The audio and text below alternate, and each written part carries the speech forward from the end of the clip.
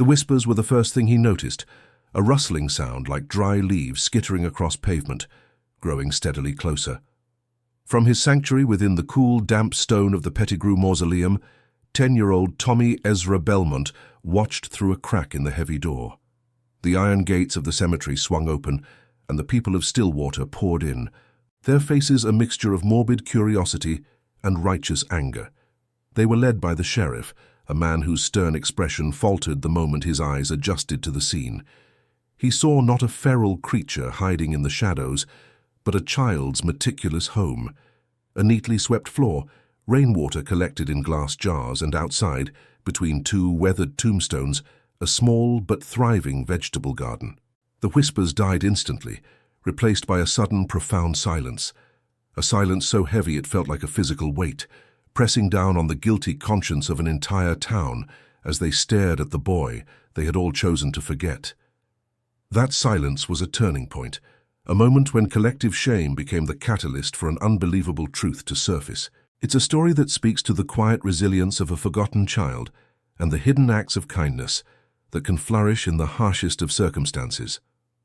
If you feel the weight of this opening scene and believe that some stories simply need to be told, I encourage you to show your support by leaving a like and subscribing to our channel for more narratives that explore the depths of the human spirit.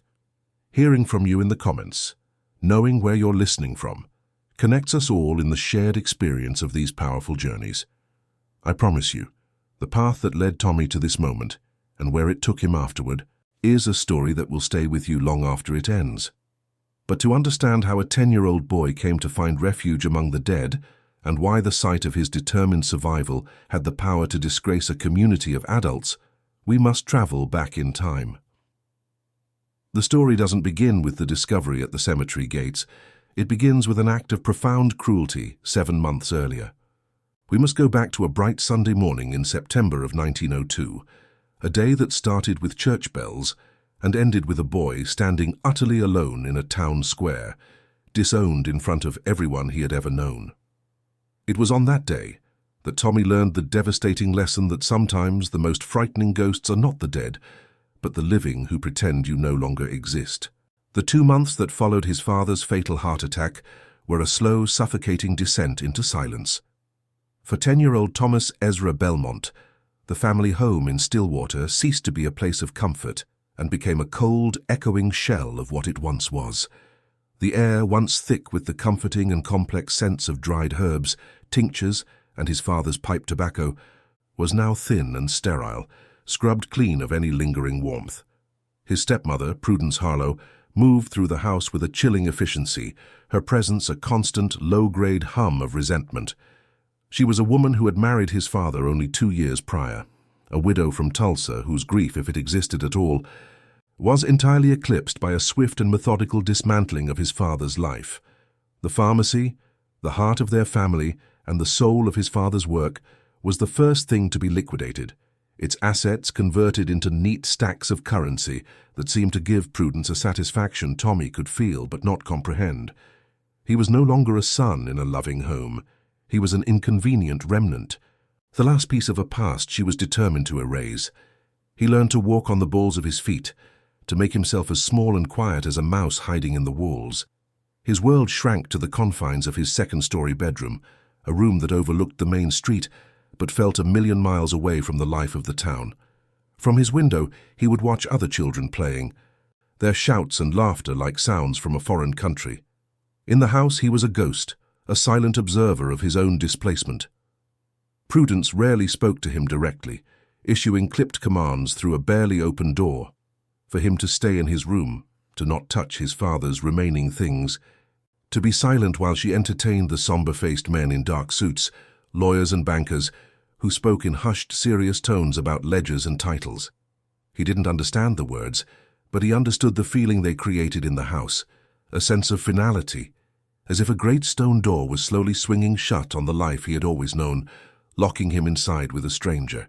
Prudence Harlow was not a physically cruel woman. Her cruelty was a far more insidious and chilling thing, a weapon of calculated neglect.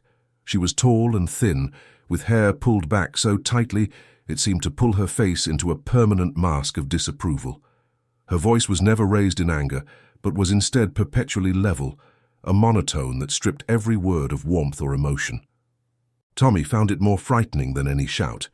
He watched her from a distance as she sorted through his father's possessions, her movements precise and unsentimental, her touch on a cherished book or a framed photograph as impersonal as if she were handling inventory. She saw him not as a grieving child but as a final, tedious task on a long list of obligations she had to fulfill before she could be truly free. Her gaze would sometimes pass over him without a flicker of recognition, making him feel as though he were fading, becoming invisible even to himself. The sensory memory of his home was systematically being overwritten. The rich, earthy smell of burdock root and the sweet scent of lavender that used to drift up from the pharmacy were now replaced by the sharp, sterile odor of lemon oil and the dry, dusty smell of old paper from the legal documents spread across the dining room table. The grand fireplace in the parlor, which his father had kept roaring with a cheerful blaze throughout the cooler months, now sat cold and black, its empty hearth a dark mouth in the center of the house. The temperature itself seemed to have dropped by 10 degrees, a perpetual chill seeping from the floorboards and clinging to the curtains. It was a coldness that had nothing to do with the changing seasons and everything to do with the absence of love, a cold that settled deep in his bones and made him shiver even under his blankets at night. Mealtimes became a study in quiet humiliation. Where once the dinner table had been a place of conversation and hearty stews, it was now a silent, solitary affair. Prudence would leave a tray outside his door, always the same meager fare, a bowl of thin, watery broth with a few lonely vegetables floating in it, and a single slice of bread that was often stale. He ate alone in his room, the silence broken only by the clinking of his spoon against the ceramic bowl. He remembered his father's cooking, the rich aroma of roasted chicken, the comforting weight of a potato and leek soup made from scratch. This new diet felt like a deliberate statement, a way of telling him that he was no longer worth the effort of a proper meal, that he deserved only the barest minimum, required to sustain a life she seemed to resent having to preserve at all. The constant, gnawing hunger was a physical manifestation of the emptiness that had taken root inside him. The loss of the pharmacy was the deepest cut. It had been more than a business. It was the center of his world, a magical place filled with rows of colored glass bottles, mysterious drawers labeled in his father's elegant script, and the constant rhythmic sound of the mortar and pestle. Prudence had sold it all within a month of the funeral, the sign with Belmont Pharmacy painted on it, taken down with a jarring finality. The new owner, a man from out of town, had no use for his father's careful remedies and quickly converted the space into a general store. Tommy would stare at the building from his window, the familiar facade now alien and wrong, and feel a wave of grief so profound it would steal his breath. He understood, with the simple clarity of a child, that in selling the pharmacy, Prudence had not just sold a building. She had sold his father's legacy, the very essence of who he had been. He would close his eyes and try to conjure the memory of his father standing behind the long wooden counter, a kind smile on his face as he measured out powders onto a delicate brass scale. He could almost hear his father's voice, a low and gentle rumble, explaining the properties of chamomile, or the proper way to prepare a poultice. His father had taught him the names of plants, showing him the difference between yarrow and Queen Anne's lace. He had let Tommy grind soft herbs with a small pestle, telling him that a good pharmacist needed not just knowledge but a gentle hand and a compassionate heart. These memories were his most precious possessions, vivid and warm, but they were also a source of deep pain. Each one was a reminder of the chasm that now existed between the boy he had been and the silent, forgotten creature he was becoming. His isolation was absolute. The few friends he had from school were no longer allowed to visit. Prudence would turn them away at the door with a curt, dismissive explanation that the family was in mourning. He was a prisoner in his own home, and the world outside the glass of his window began to feel unreal. He watched the seasons shift from the last warm days of late summer into the crisp, golden light of early autumn. He saw wagons pass, people greeting each other, the entire town of Stillwater carrying on with the business of living while his own life had ground to a halt. He felt a growing sense of separation, as if he were an observer from another realm, and a terrifying thought began to take root in his mind. If no one could see him or speak to him, was he even really there at all? The silence in the house was a living entity. It was not the peaceful quiet of a sleeping home, but a tense, watchful silence, heavy with unspoken things. The only consistent sounds were the creak of the floorboards under Prudence's measured steps, the faint rustle of her turning the pages of a ledger, and the ticking of the grandfather clock in the downstairs hall. The clock's relentless, steady beat seemed to be counting down to something, to a final, unknown event that filled him with a constant low-level dread. He started to listen for the absence of sound, noticing how the birdsong outside his window seemed to fade whenever Prudence was near, as if the entire world was holding its breath in her presence.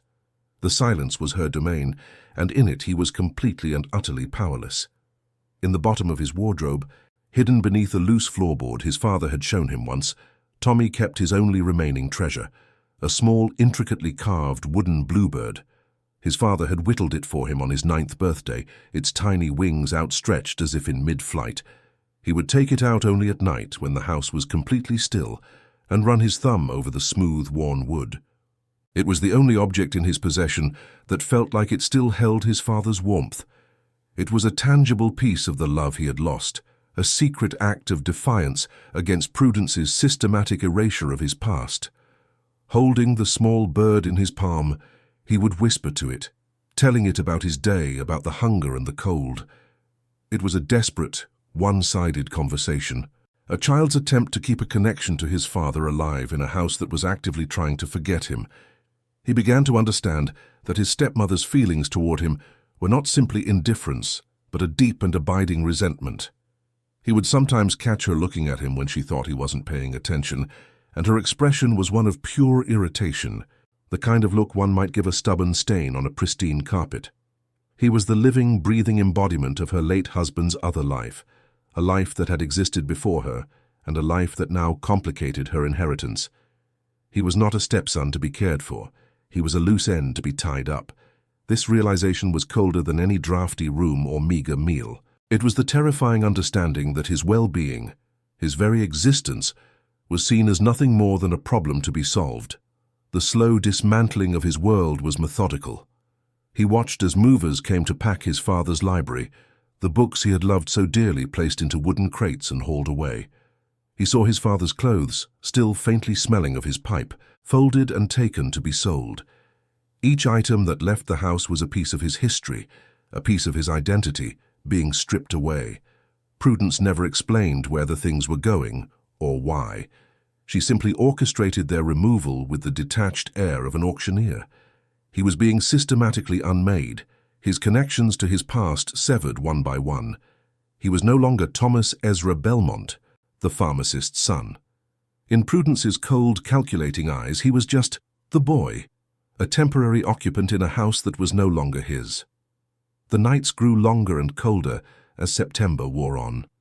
Lying in his bed, Tommy would stare into the darkness and listen to the unfamiliar groans of a house that felt increasingly hostile. The fear, which had started as a vague unease, now sharpened into a specific and terrifying certainty.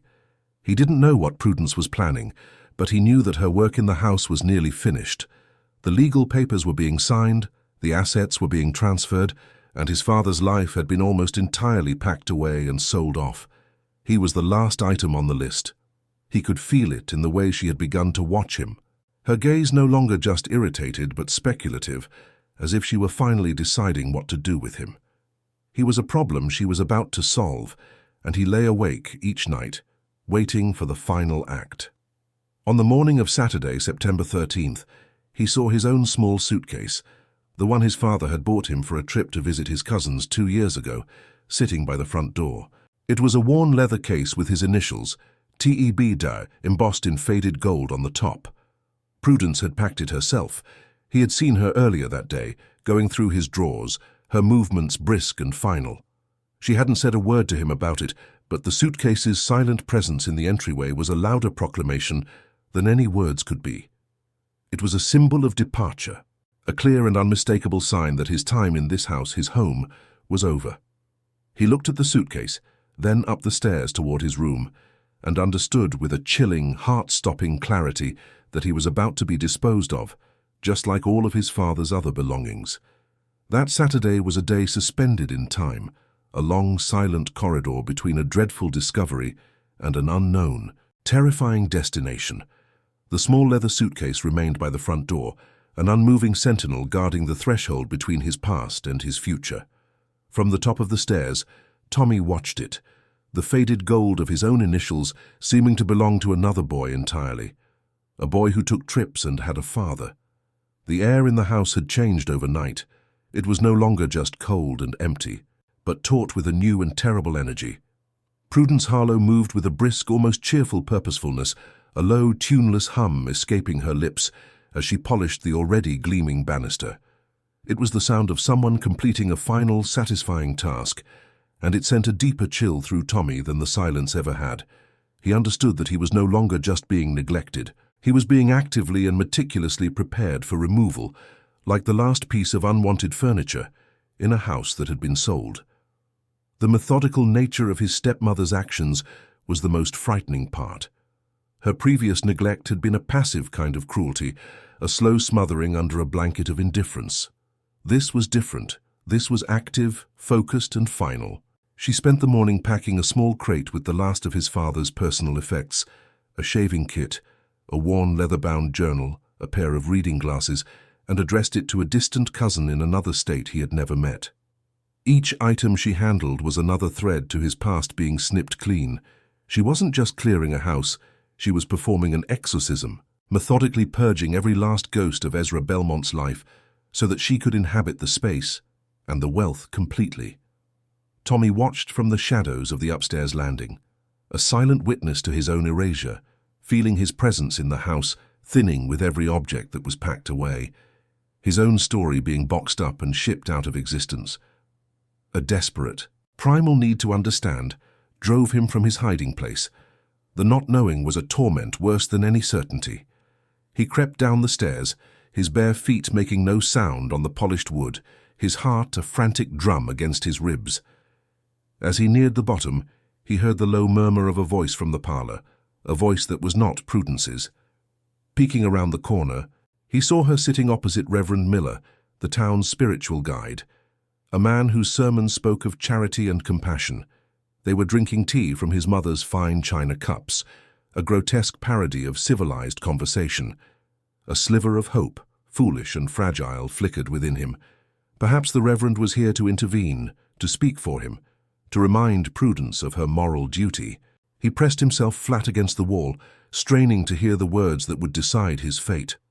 The hope died as quickly as it was born, extinguished by the cold, clipped tones of his stepmother's voice. She was not asking for advice, she was issuing a statement of fact.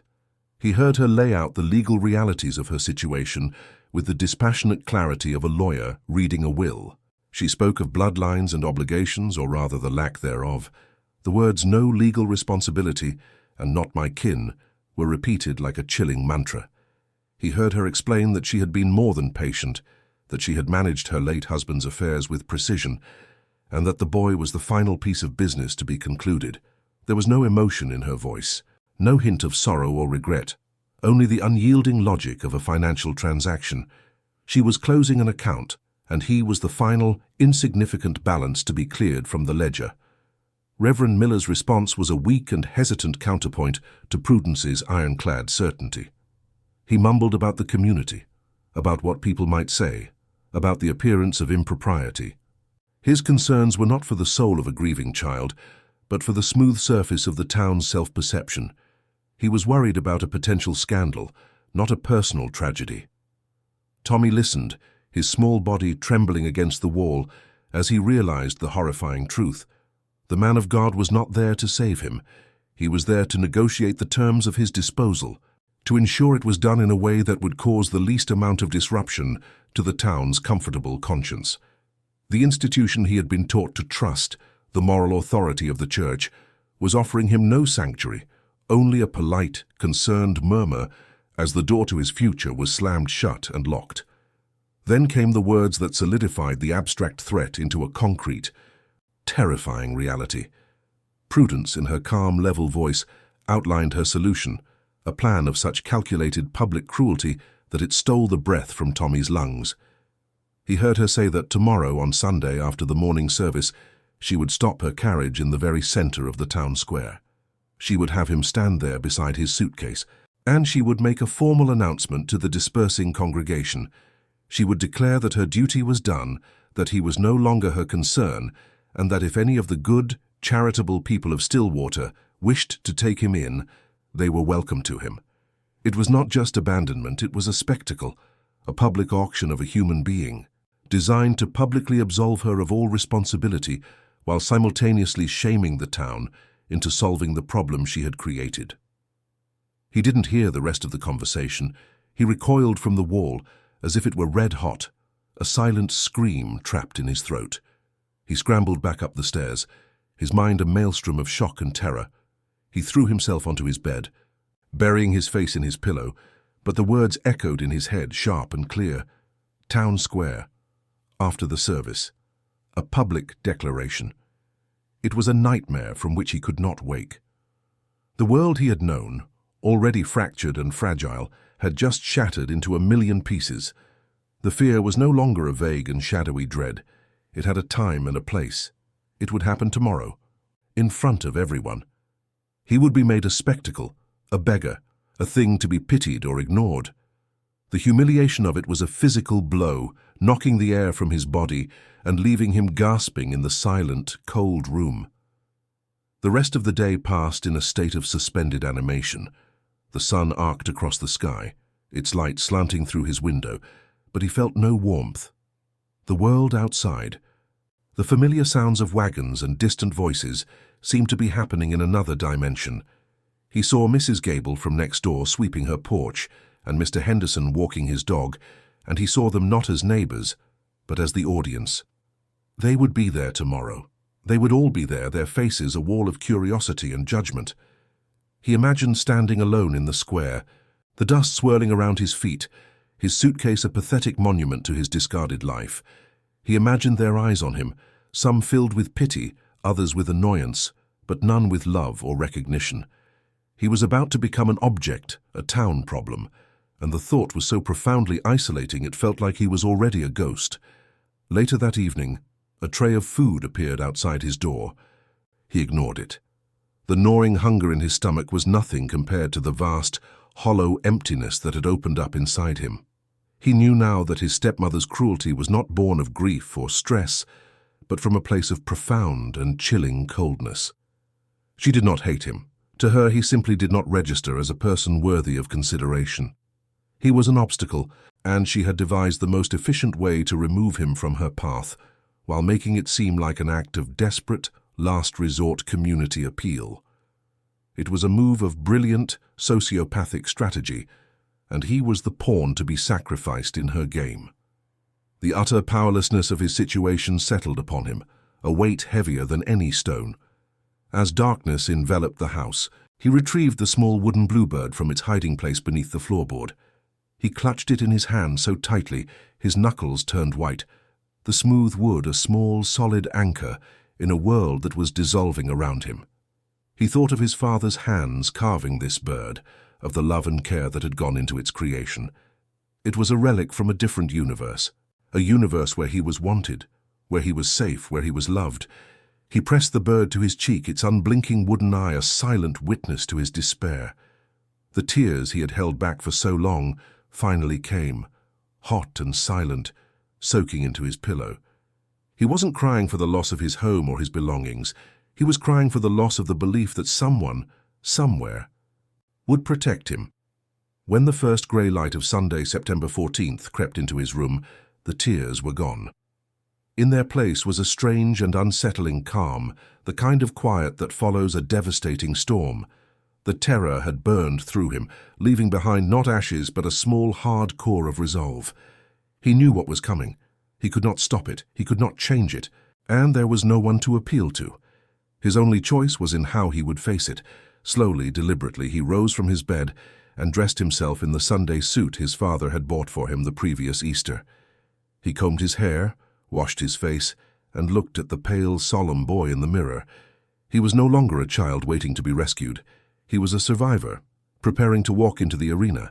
He would not give Prudence the satisfaction of his fear. He would meet his public undoing with the last thing he had left to his name, his dignity.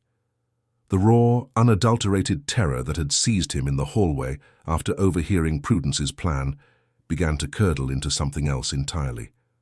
As he lay on his bed, face buried in his pillow, the initial shock receded, leaving behind a cold, hard stone of certainty in the pit of his stomach. The image of the town square, of the crowd dispersing from church, of his own small figure standing beside a pathetic suitcase, played over and over in his mind. It was not just abandonment, it was a public execution of his identity, a ritual to transform him from a boy into a problem. And in that cold, dark room, a 10-year-old made a decision born not of logic or careful planning, but of a fierce primal instinct for self-preservation. He would not be there.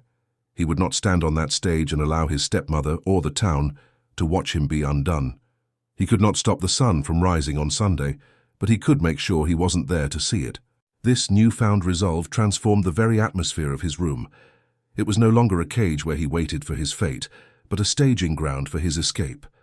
The familiar shadows cast by the moonlight were no longer menacing. They were allies, offering concealment. The relentless ticking of the grandfather clock in the downstairs hall, which had for weeks been a sound of dread, now became a countdown to action.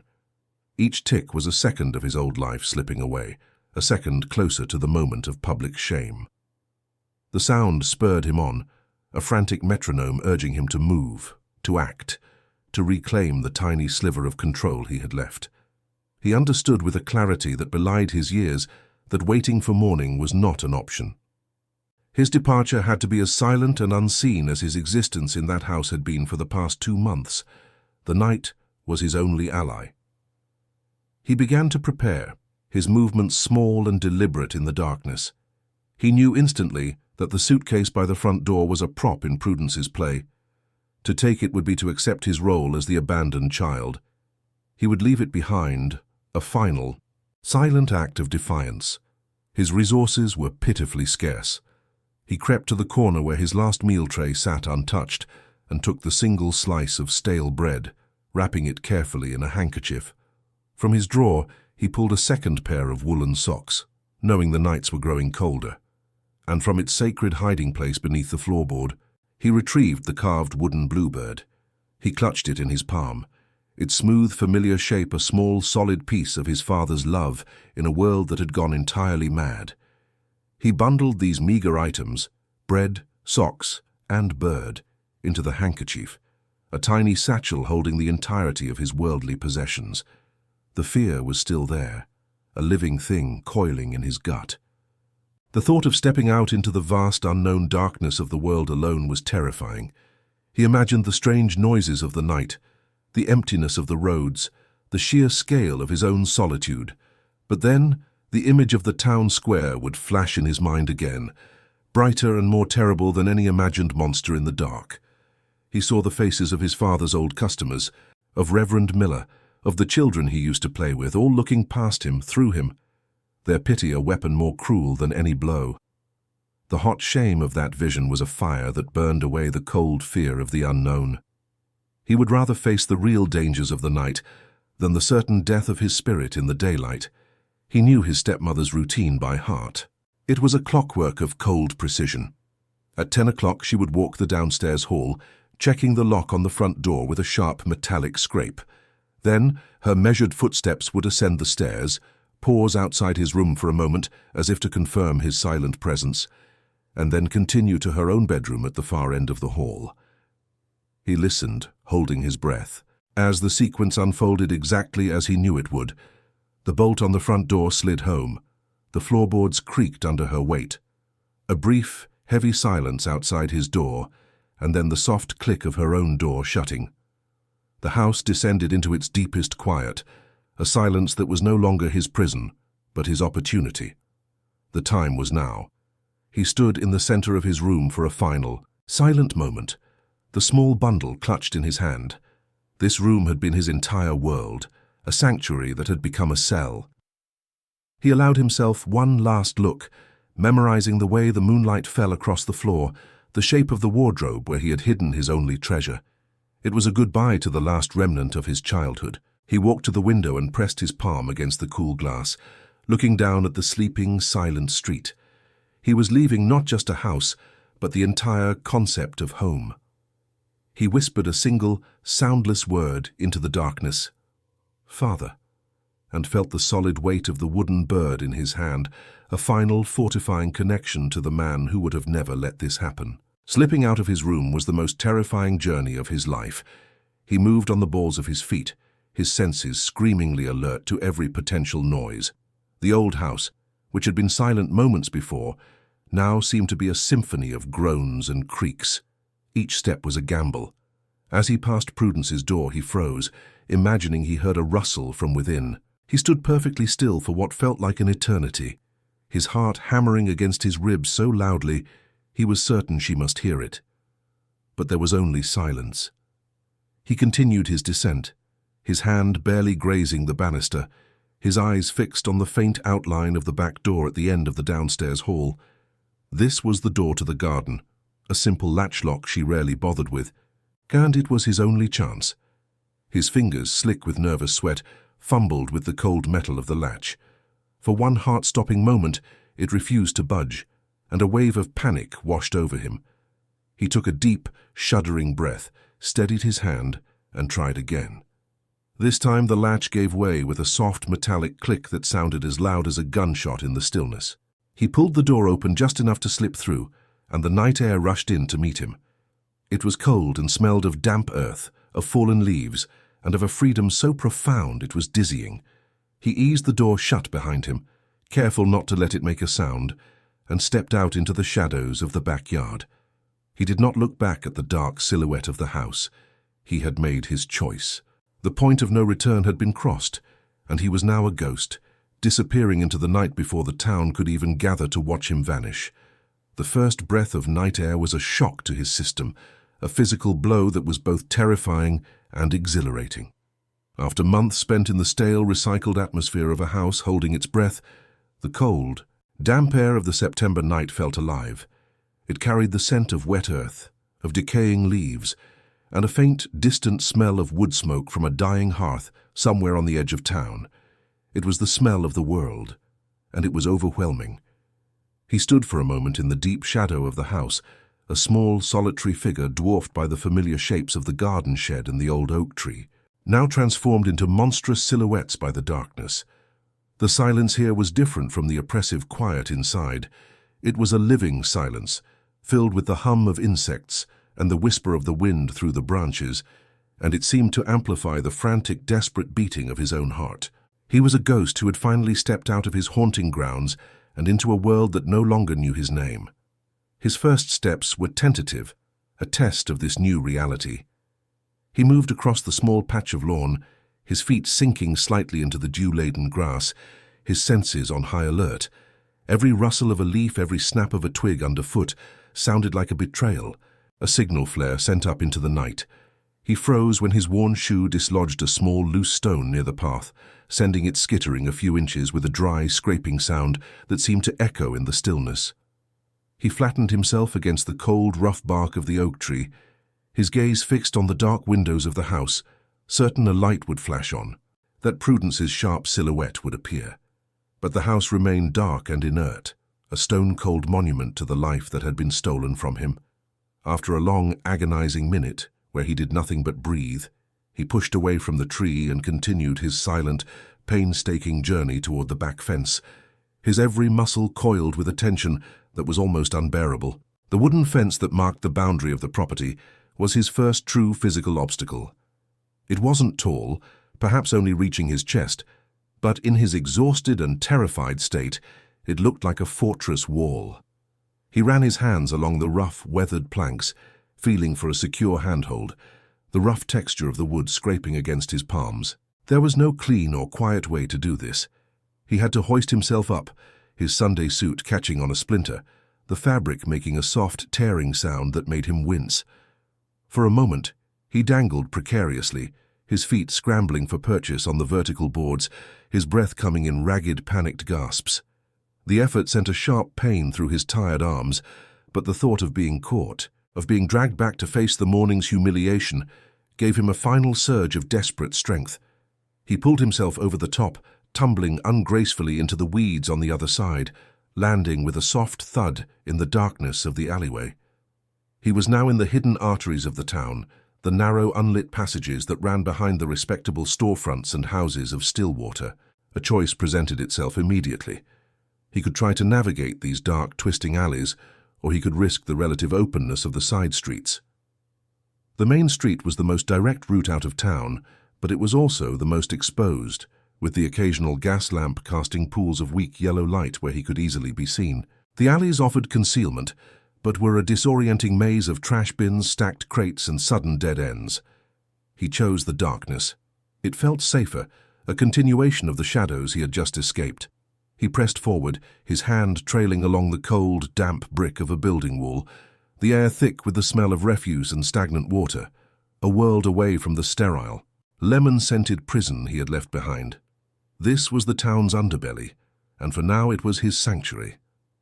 The sleeping town was not entirely silent.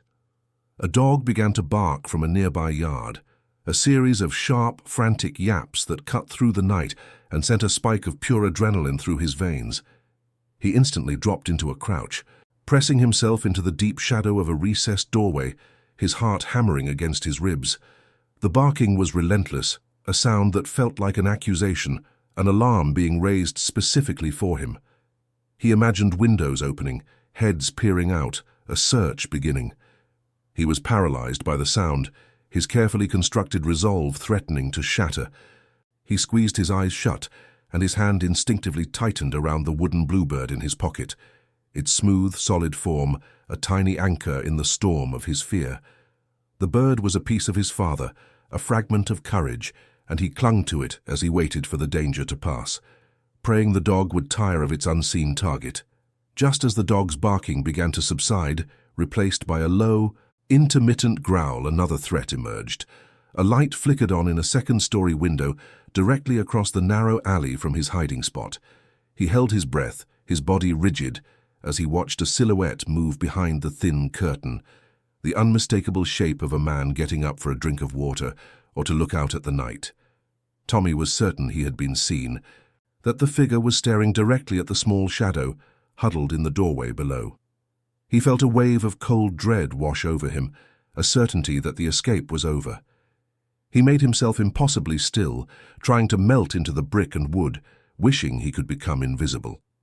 An eternity seemed to pass before the silhouette moved away from the window, and the light clicked off, plunging the alley back into complete darkness. He didn't move for a long time after, counting the slow, steady beats of his own heart, until he was sure the danger had passed. The labyrinth of alleys began to play tricks on his sense of direction. Every turn looked the same, a repeating pattern of dark brick wooden fences and the dark rectangles of shuttered windows. A moment of pure panic set in, as he realized he was no longer certain which way was east, which way led out of the town and toward his vague, desperate goal. He was lost. The fear of circling back, of accidentally emerging onto the main square where his public shaming was scheduled to take place, was a terrifying prospect. He stopped and forced himself to look up, past the oppressive lines of the rooftops, to the sky. He searched the scattered stars for the one constellation his father had taught him to find, the one that always pointed the way. There it was, the Big Dipper, and with it, the North Star. He took a deep breath, recalibrating his internal compass. His father's lesson, a memory from a happier time, had just become his lifeline. The initial rush of adrenaline that had propelled him over the fence and through the first few alleys was beginning to fade, replaced by a deep and profound exhaustion. His legs, unused to this much strain, ached with a dull, persistent throb. The small, pathetic bundle containing his bread and socks, clutched tightly in his hand, now felt as heavy as a stone. He was just a 10-year-old boy, running on fear and stale bread, and his small body was beginning to protest. He found a small recess behind a stack of empty barrels and allowed himself to sink to the ground, his back pressed against the cold, rough wall. He closed his eyes for just a moment, the world spinning behind his eyelids. The sheer physical and emotional toll of the night was crashing down on him, a heavy weight that made him want to do nothing more than curl into a ball and surrender to sleep. The temptation to simply give up was immense. He could stay here, hidden in the shadows, and wait for morning. Someone would find him eventually. Perhaps they would be kind. It was a fleeting, seductive thought, the siren song of surrender. But then, as if projected onto the back of his eyelids, he saw it all again. Prudence's carriage, her voice clear and cutting, declaring him to be no blood of hers.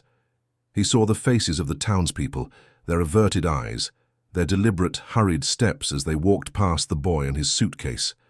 The memory of that collective abandonment, the hot, searing shame of it, was a fire that burned through his exhaustion. It was a cruelty far worse than the cold alley or the ache in his limbs. He would not give them the satisfaction. He pushed himself back to his feet, his fragile determination hardening once more into resolve. He would rather face the unknown terrors of the wilderness than the known cruelty of people. Finally, after what felt like hours of navigating the dark maze, he saw the end of the alley ahead. It opened onto a wider, unpaved road, and beyond it there were no more buildings, only the dark, open expanse of fields under the moonlight. He had reached the eastern edge of Stillwater. He paused at the mouth of the alley, peering out at the open space which felt both liberating and immensely threatening. Behind him lay the town, a dense cluster of sleeping resentments and averted gazes. Ahead of him lay the road, a pale, dusty ribbon stretching into an unknown darkness. This was the true point of no return. He took one last look back at the dark shapes of the houses, then turned his face to the east and stepped out of the shadows, leaving the last vestiges of the town and his old life behind him for good. The main dirt road to the east was a terrifyingly open space. There was no cover here, no doorways to duck into or shadows to conceal him. The moon, which had been his ally in the alleys, now felt like a spotlight, illuminating his small, solitary figure for anyone to see. He walked on the extreme edge of the road in the thin, inconsistent shadow cast by the line of sparse trees that bordered the fields, his body tensed for the sound of hoofbeats or approaching footsteps. The wind whispered through the tall, dry grass in the fields, creating a constant, rustling sound that played tricks on his ears, making him think he was being followed. His vulnerability was a physical presence, a cold cloak wrapped tightly around his shoulders. Every nerve in his body was screaming, but he forced himself to put one foot in front of the other, moving steadily away from the source of his pain. A deep, penetrating cold began to seep into his bones.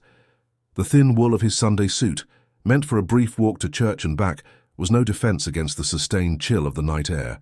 A violent shiver racked his body, and his teeth began to chatter. He wrapped his arms around his thin chest, trying to conserve what little warmth he had, but it was a losing battle. The physical misery was a constant reminder of his utter isolation. There was no warm blanket to pull around himself, no comforting hand to hold. He thought of the fireplace in his father's house, of the way the flames used to dance and cast a warm orange glow across the room. That memory, once a source of comfort, was now a sharp and painful reminder of just how far he had fallen and how completely and utterly alone he now was in the vast, cold darkness. Suddenly, a low, rumbling sound from behind him sent a fresh wave of panic through his system. It was the distinct sound of a horse and wagon, approaching at a steady clip. There was nowhere to run, nowhere to hide in the open fields. His eyes darted around frantically and settled on the shallow ditch that ran alongside the road. Without a second thought, he scrambled off the road and threw himself into it, pressing his body flat against the damp, cold earth. The ditch smelled of mud and decaying vegetation. He lay perfectly still, his face turned away from the road, as the rhythmic clop, clop, clop of the horse grew louder.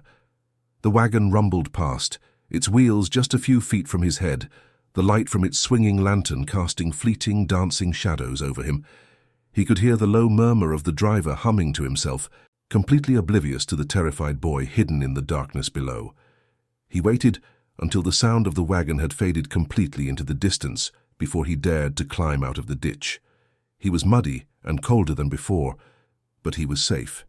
He tried to gauge his progress using the landmarks his father had pointed out on their occasional walks. He recognized a distinctive split oak tree and knew he must be more than a mile out of town. The realization was both a comfort and a source of dread. He had come so far, but he still had another mile to go. The initial terror of the escape was now giving way to a grinding, monotonous battle against physical exhaustion. The pain in his legs was no longer a dull ache, but a sharp, biting complaint with every step. The world had shrunk to the simple, brutal act of placing one foot in front of the other, over and over again. His destination, which had started as a desperate, half-formed idea, now became a sharp and clear beacon in his mind: the cemetery. He pictured the tall, wrought-iron gates, the silent rows of stone, the quiet solitude. It was a place most people feared, a place associated with sadness and endings, but for Tommy it represented the opposite.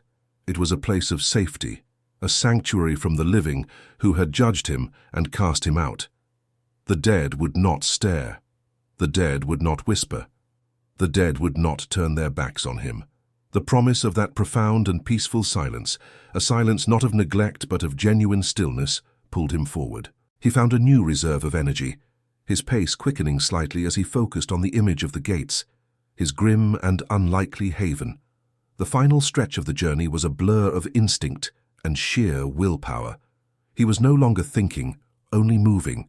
His body was a machine running on its last fumes of energy, his mind focused on the singular goal of reaching the cemetery. The world around him faded into an indistinct smear of dark fields and pale moonlight. His entire consciousness was consumed by the sound of his own ragged breathing, the relentless pounding of his heart against his ribs, and the rhythmic scuff of his worn shoes on the dirt road. He was operating on a primal level now, a small creature driven by the instinct to survive, pushing through a wall of pain and exhaustion toward the only place he could imagine being safe from the monsters he had left behind. He was running from the cruelty of the living, seeking refuge among the quiet and forgotten dead. And then he saw it. Up ahead, a dark, ornate archway rising against the star-dusted sky. The Stillwater Municipal Cemetery. It did not look menacing or frightening. To his exhausted eyes, it looked like a promise fulfilled, a finish line at the end of an impossible race. A wave of relief so powerful it was almost painful washed over him, and his legs, which had carried him for 2 long miles, nearly gave out from under him. He had done it. He had escaped. He had survived the town, survived the night, and survived his own fear. He stumbled forward, his steps clumsy with exhaustion, a profound sense of accomplishment warring with the deep, aching sorrow of his situation. He had made it to a place of endings, hoping to find a new beginning.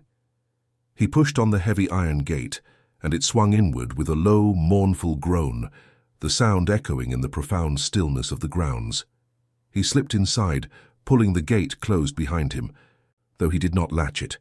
The silence within the cemetery walls was a different quality entirely from the silence of Prudence's house or the tense quiet of the town. This was a deep, ancient, and peaceful silence, the quiet of memory and stone, of lives lived and stories ended. He walked slowly among the headstones, their pale marble and granite forms glowing faintly in the moonlight. He was surrounded by the dead, a 10-year-old boy in a muddy suit clutching a small wooden bird. He was utterly, completely alone, and yet, for the first time since his father had died, he did not feel hunted. He felt safe. His exhaustion was a physical entity, a leaden weight that had settled deep in his marrow. But the sight of the Pettigrew mausoleum ahead gave him a final, desperate surge of energy. It rose from the landscape of lesser graves like a small stone chapel, its lines stark and solid against the moon-bleached sky. It did not look like a place of horror. To his 10-year-old eyes, which had seen the true horror in the averted gazes of the living, it looked like a fortress. It was a structure built of permanence and silence, a house of granite and marble that promised nothing but an end to the wind and the world. He stumbled toward it, his small bundle containing the wooden bird, a pair of socks, and a piece of bread held tightly in his fist. This was not a destination he had chosen out of hope, but out of the complete absence of any other option. He was a ship seeking any port in a storm, and this silent, forgotten house of the dead was the only harbor in sight, a final grim sanctuary from the relentless cruelty of his own kind. The great bronze door of the mausoleum was not locked. It hung slightly ajar, tilted on a broken hinge, leaving a dark, vertical slash of deeper blackness. He placed his small, trembling hands on the cold, patterned metal and pushed. The door moved with a low, guttural groan, the sound of metal grinding against stone, a protest that echoed for a moment in the profound stillness of the cemetery before being swallowed by the silence. The air that flowed out from within was different. It was cold, yes, but it was a dead, still cold, utterly devoid of the biting wind that had been tormenting him for hours. It smelled of something ancient and dry, of dust that had been undisturbed for generations, of cold stone and of time itself. He slipped through the opening, into the absolute darkness within, and gently pulled the heavy door back to its resting place, cloaking the entrance and shutting out the moonlight, and with it the world that had cast him away. He stood perfectly still just inside the threshold, his senses straining to comprehend the new environment. His heart, which had been a frantic drum throughout his journey, began to slow its desperate rhythm. The oppressive silence of Prudence's house had been a weapon, a tense and watchful thing. The silence here was a balm. It was a deep, foundational quiet, the kind that exists at the bottom of a well. It was a silence that held no judgment, no expectation, no resentment.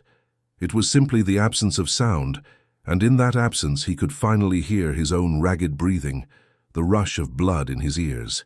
His eyes slowly began to adjust, discerning not details, but shapes, the high, vaulted ceiling above, and the dark, rectangular outlines of empty crypts lining the walls like shelves in a vast stone pantry. He reached out a hand and laid it flat against the wall. The stone was cold, smooth, and unyieldingly solid. It was real. It was shelter. The realization that he was, for the moment, safe, was a physical blow. The adrenaline that had fueled his impossible journey drained out of him all at once, leaving his limbs feeling like water. A tremor started in his legs and quickly spread through his entire body, a violent, uncontrollable shivering that had less to do with the cold and more to do with the sudden release of 2 miles of terror and 7 months of grief. He slid down the smooth stone wall, his legs no longer able to support him, and collapsed into a small, huddled heap on the floor. He drew his knees to his chest, wrapping his arms around them, trying to make himself as small as possible. The sheer, overwhelming fact of his solitude crashed down upon him. He was a 10-year-old boy, alone in a tomb, with nothing to his name but the contents of a handkerchief. And yet, as he lay there on the cold, dusty floor, a strange and unfamiliar feeling began to bloom in his chest. The simple, profound relief of being hidden. A primal, instinctual need for warmth and comfort drove him to his feet. The stone floor was leaching the last of his body heat, and he knew he could not sleep on its bare surface. He pushed the heavy door open again just a crack, and slipped back out into the moonlight. Nearby, a great ancient oak tree stood sentinel, its gnarled branches reaching like skeletal arms toward the sky. Around its base, the ground was thick with a winter's worth of fallen leaves, dry and brittle. He began to gather them by the armful, the crisp, rustling sound loud in the quiet night. He made several trips, piling the leaves in a corner of the mausoleum away from the door. It was a clumsy, desperate act of nest-building, the work of a small lost animal seeking a den. He wasn't thinking about tomorrow or the day after. He was focused on the singular immediate task of surviving the night, of creating the barest sliver of comfort in this cold stone womb. He burrowed into the mound of leaves, pulling them up around his shoulders, the dry, earthy smell of them filling his nostrils. The sharp edges of the leaves pricked at his skin through the thin fabric of his Sunday suit, but they provided a crucial barrier against the chilling cold of the floor. He curled into a tight ball, his small bundle pressed against his stomach, the hard shape of the wooden bluebird a solid point of contact with the life he had lost, for the first time since his father's death. There were no creaking floorboards from a resentful stepmother, no ticking clock counting down to his doom, no imagined whispers of a town that refused to see him. There was only the deep, profound and peaceful silence of the dead. They asked nothing of him, they expected nothing, and in their silent company exhaustion finally overtook him, pulling him down into a dark, dreamless sleep that was deeper and more restorative than any he had known for months. He woke not to a sound, but to a change in the light. A single pale beam of morning sun was cutting through the gloom, slanting down from a high, grime-covered window near the ceiling that he hadn't been able to see in the darkness. It illuminated a universe of dancing dust motes, turning the stale air of the tomb into something almost magical. In this new soft light, he saw his refuge clearly for the first time. It was larger than he had realized, the ceiling arching high above him. The stone was beautifully cut, the work of master craftsmen from a forgotten era. He could see now that the roof, while mostly intact, had a few small holes where slates had slipped, letting in the morning light. A flicker of something that felt dangerously like hope ignited within him. A hole was not a ruin. A hole was something that could be patched. The discovery was not of an object, but of a possibility. This place was not just an overnight hideout. It was a structure. It was defensible. Driven by this new and fragile optimism, he ventured outside into the crisp morning air, circling around to the back of the mausoleum, an area hidden from the cemetery's main paths by a thicket of overgrown lilac bushes. And there, he found the second piece of his burgeoning hope. In a low-lying hollow of earth shaded by the stone structure was a small natural basin where rainwater had collected. The water was clear, reflecting the bright blue of the morning sky. He knelt, cupped his hands, and drank. The water was icy cold and tasted of earth and stone, but it was the most life-affirming thing he had ever tasted. It was a promise. It meant he would not have to risk venturing back toward the town for water. It meant he could stay hidden.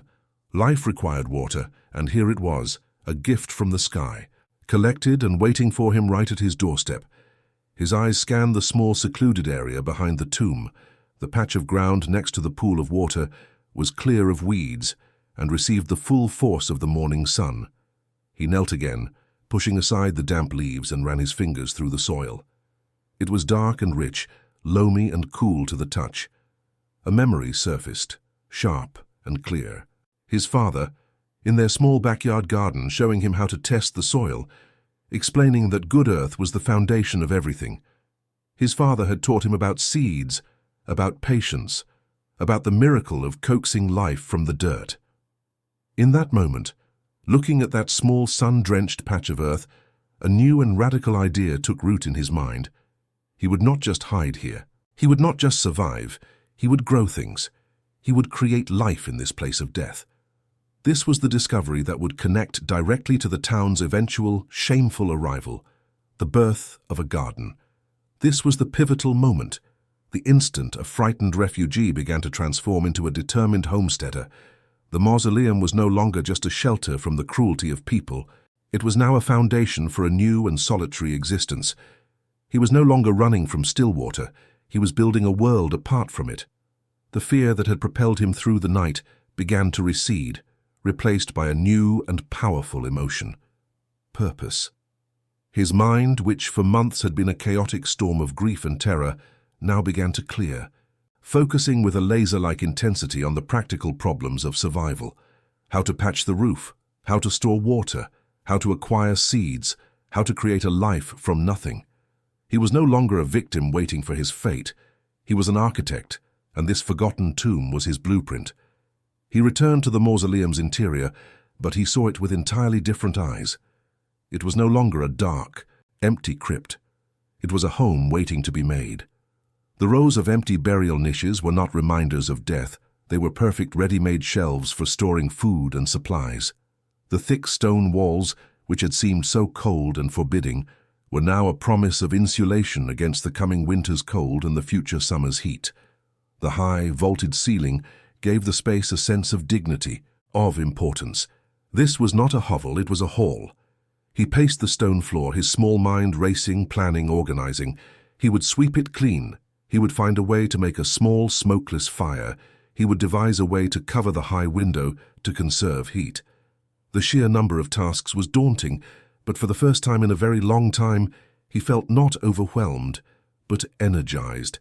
He walked to the great bronze door and peered out through the narrow crack between it and the stone frame, his vantage point on the world. He watched as a lone crow landed on a distant headstone, its black form a stark silhouette against the greening landscape of early spring.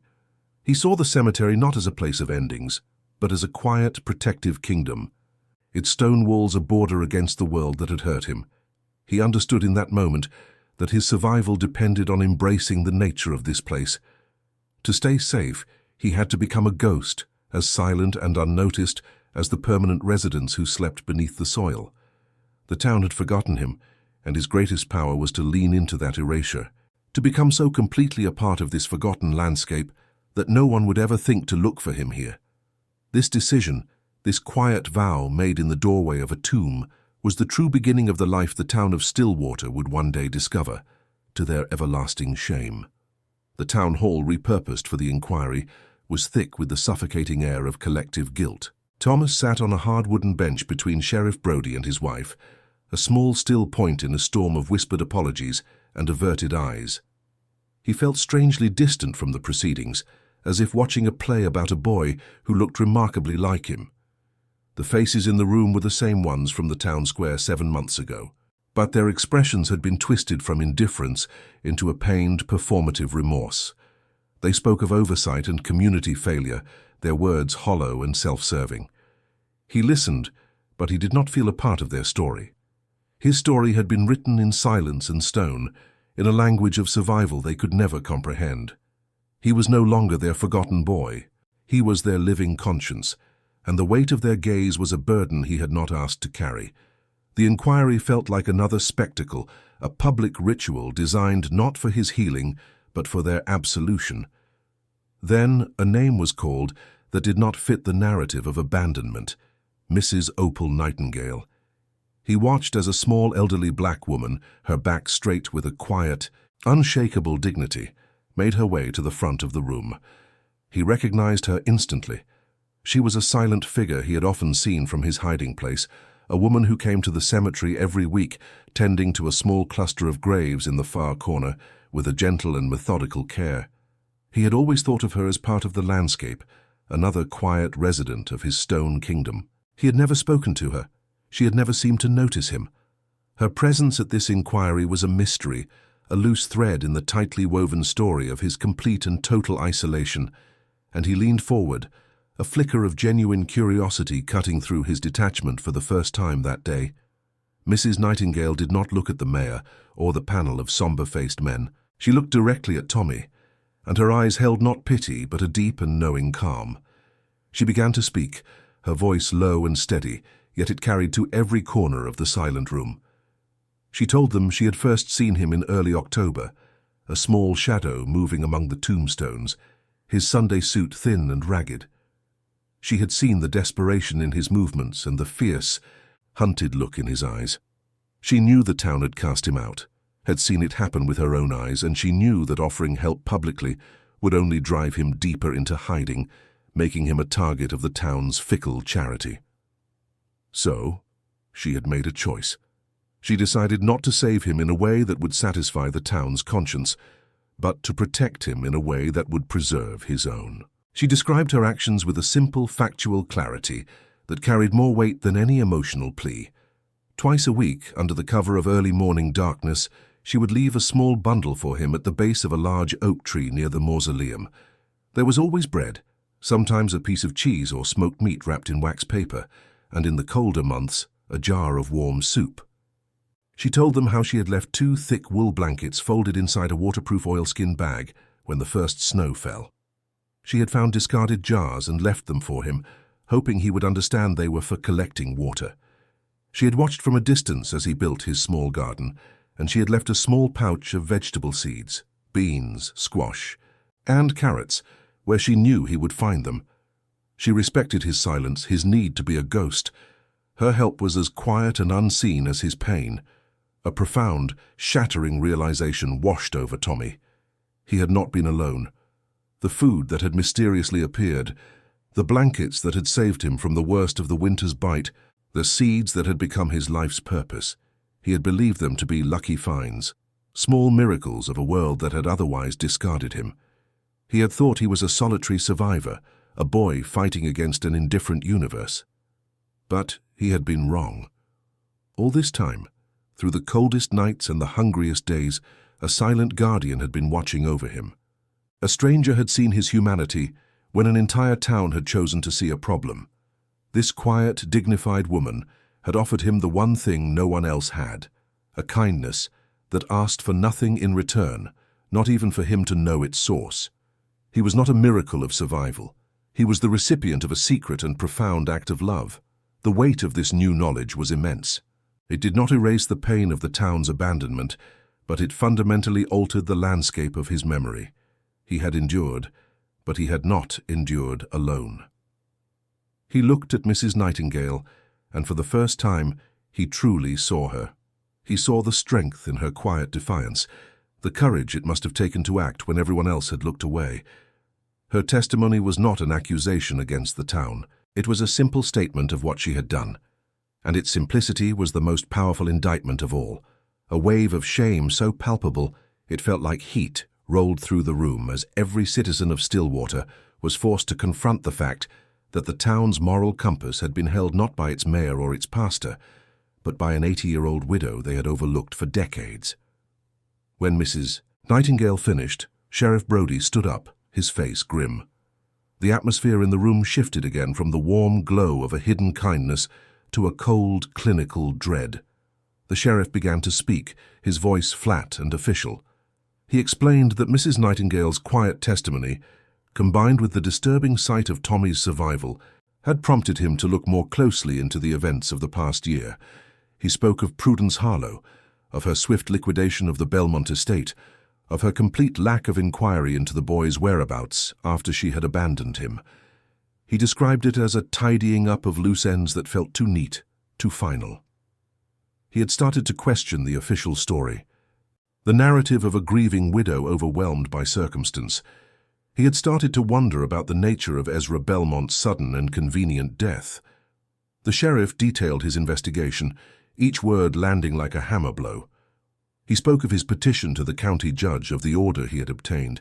He used a word that made a collective gasp ripple through the room: exhumation. He described the cold morning they had opened his father's coffin, the grim and necessary work that followed. He explained that while the town doctor had listed a heart attack as the cause of death, modern forensic science, a new and powerful tool, could tell a different story. He spoke of samples taken, of analysis conducted by a specialist in Oklahoma City. Tommy felt a cold dread creep up his spine, a primal understanding that he was about to hear a truth that would break the world all over again, in a new and even more terrible way. Then came the word that hung in the air, sharp and venomous: arsenic. The sheriff explained that lethal, cumulative doses of the poison had been found in Ezra Belmont's hair and tissue. It was not a sudden event, but a slow, methodical poisoning over a period of many weeks. It was a poison that mimicked the symptoms of a failing heart, a poison that was colorless, odorless, and readily available in small, untraceable quantities from the vast inventory of a pharmacist's own supply shelves. Prudence Harlow had not simply been a neglectful stepmother, she had been a meticulous and patient killer. She had murdered his father to seize his wealth, and her cruelty toward Tommy had not been born of resentment, but of a cold, calculated need to remove the final witness, the last living link to the man she had destroyed. Tommy's mind fractured. Every memory of the last few months of his father's life was instantly and horribly recontextualized. His father's growing weariness, his complaints of stomach pain, the pallor of his skin, they had all been dismissed as the fatigue of a hard-working man. He remembered Prudence's constant, solicitous care, always bringing his father a special cup of tea to soothe his nerves. The image of her offering that cup, once a picture of wifely concern, was now a portrait of pure, monstrous evil.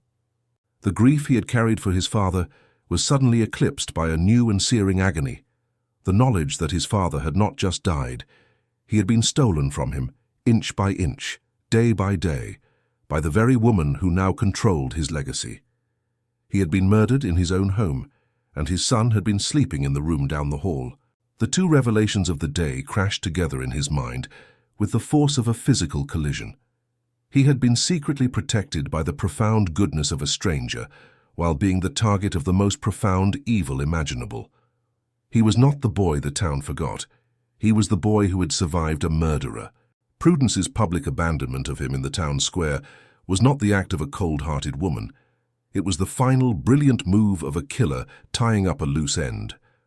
By making him a public problem, she had washed her hands of him, ensuring no one would question his disappearance, assuming he had simply run away or been taken in by some distant charity. His survival in the mausoleum, his fierce independence, had been the one thing she had not counted on. By refusing to disappear, he had, without knowing it, become the catalyst for justice.